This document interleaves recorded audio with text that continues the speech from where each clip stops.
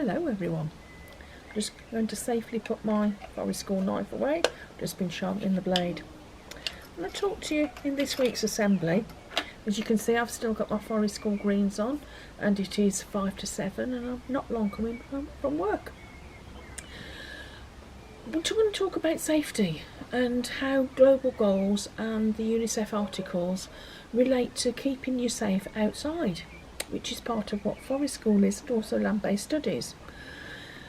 Mainly for the global goals, and I've got, as usual, my bit of paper, there's a bit of cribbage, is Global Goal 3, which is good health and well-being to ensure healthy lives and promote well-being for all at all ages.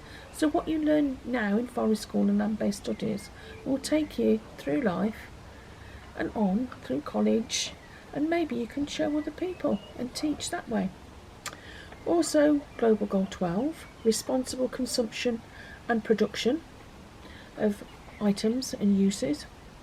Life on land, Global Goal 15, to protect, restore and promote sustainable use of ecosystems, forests and halt biodiversity loss.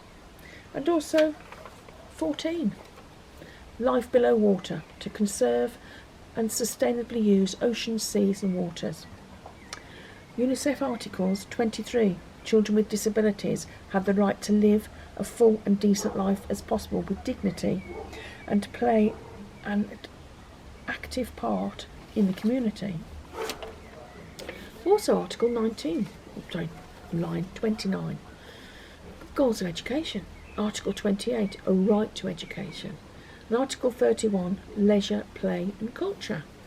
Now, during forest school and land-based studies we have lots of tools. They aren't for play. Knives certainly aren't for play. But they're for leisure activities. I do lots of things with my secateurs, with my foldable saws, that some of your pupils will have used at school. We also made our own little mallets using a huge billhook. And that, we did it in a safe way, keeping everyone safe, but it was also giving you some lifelong opportunities for learning. We use lots and lots of tools at school, and in forest school and land-based studies, because we're in school, we're using and taking risks in a safe environment so that you can learn what you need to do and take those experiences elsewhere to use, maybe when you're cutting up meat, when you're cooking, when you're pruning some roses in your garden, pruning your hedge. Lots and lots of different ways that you learn how to look after yourself and be safe, and staff also help you do that.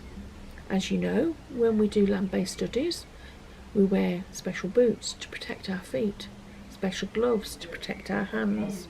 When we use the fire pit in school, we use short gauntlets, special heat protection for our hands. You learn about all these different things.